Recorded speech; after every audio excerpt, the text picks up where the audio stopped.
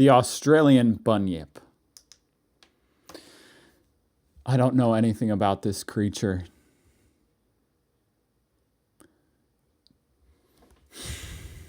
Is it real? Is it fake? What is it?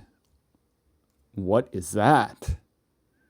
These are the questions we're going to try to answer today in this episode of American Reacts to Australia's Things. Happy Arvo, everybody. Thank you for joining me yet again on another Arvo. I've got this video here pulled up, ready to go from Escify to explain to me, an ignorant American at best, what the bunyip is. Never heard of it. There again is a reference photo. And here we go. In the 19th century, explorers went across the globe to do their favorite thing, explore. As they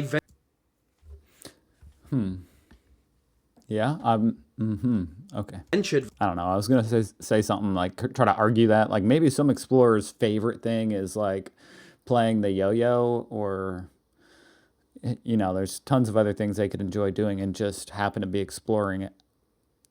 But, you know, it probably is their favorite thing. the less familiar continents of Australia, Africa, and South America. All kinds of new animal species were I kind of like this accent this guy has. South America. South America. of Australia, Africa, and South America. All kinds of new animal species were discovered. From the red-bellied titi to the muskox, Titi? it was an orgy of scientific discovery.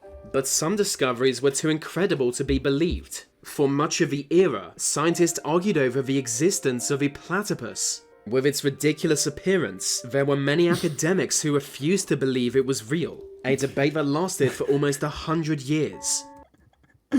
That's pretty funny. I can see that. I don't know why it needs a debate.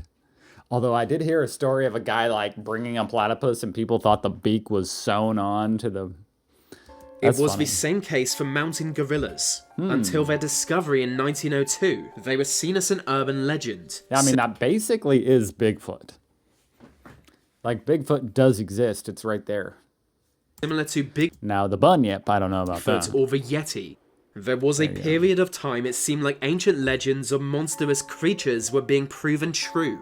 From every corner of Earth, stories What emerged is that? The emo croc? Is that the emo croc? of monsters, often hideous monsters who tore humans limb from limb. And it was in this atmosphere that reports emerged of the bunyip. This is the story bunyip. of those reports, of the people who made them, and of the monster they encountered. What kind of name is bunyip?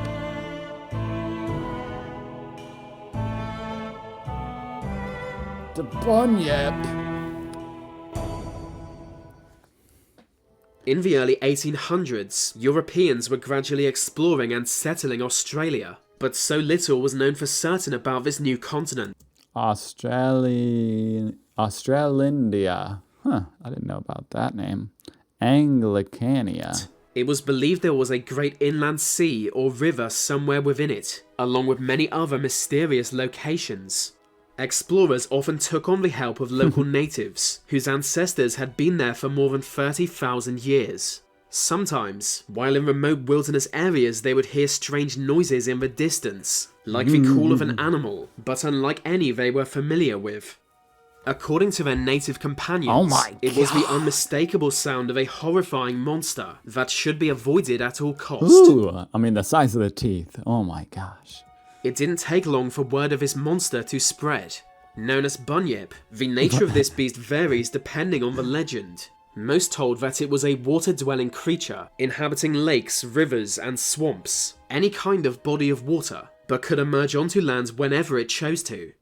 Like starving crocodiles, they are known to I was gonna say, so it's like it's basically just a crocodile. Like, these things do exist. It's a crocodile. lurk under the surface until spotting possible prey, be that prey a wild dog, or a kangaroo, or even a human, any creature they could get between their jaws. Lucky victims are dragged underwater to a relatively quick death of drowning. Those unlucky Those are the lucky are ones. slowly Oh my eaten God. alive. Get too close to any remote body Holy. of water, and you could meet an end like that. Some native tribes would refuse to approach any watering hole they were not familiar with, fearing a bunyip could be hiding there. Oh, so there could be more than one bunyip? He said a bunyip, so it's not just the bunyip. Because like with Bigfoot, it's just Bigfoot. Like there's only one of them, supposedly. You know, and Loch Ness Monster, there's only one of those, according to mythology. Some accounts described the bunyip as having the appearance of a giant dog. In others, it was more reptilian, with long tentacles and one enormous bulging eye. What is that? If just looking into can cause paralysis. Some even described a mix of both, a beast with a snake-like head, but elephant tusks instead of fangs, and a thick hide of fur. There are reports of every shape and biological trait you can think of. Some say the bunyip are shapeshifters. Others claim different regions of Australia are... Oh my god. It's doing this. It's a bird beak head mixed with Hey Arnold football head. Mixed with platypus, giraffe, and human arms and feet. Are simply home to different kinds of bunyip. And he's protecting his egg. It was said not even natives knew much about it, as they are reclusive beasts, and no one who got close enough to learn of them survived. One legend tells that bunyip hate humans because they see what we do to the environment.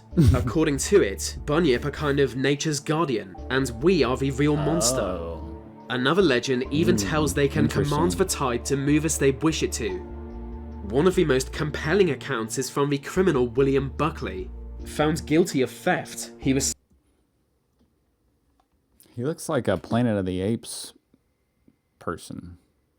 sent to an Australian I've never seen someone with a beard shave like all that. prison colony in 1803, but he escaped the colony, fleeing into the desert.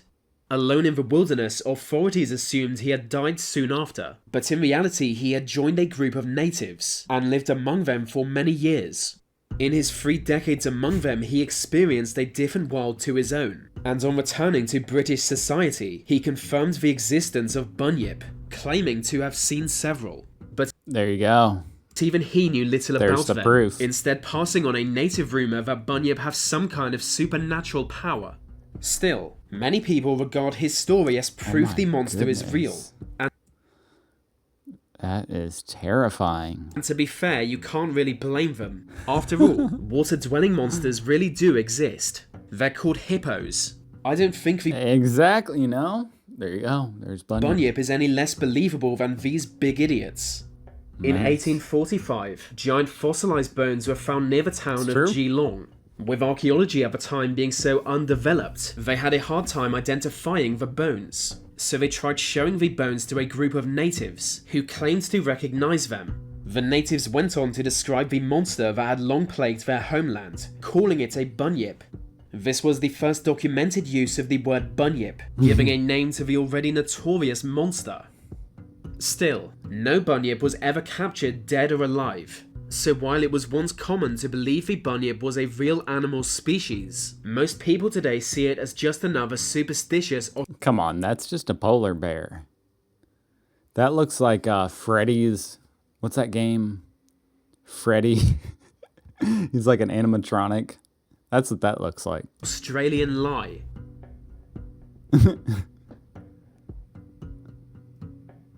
I'm just looking at this right here. This guy is carrying like a dog that has duck feet. I think that's a baby bunyip.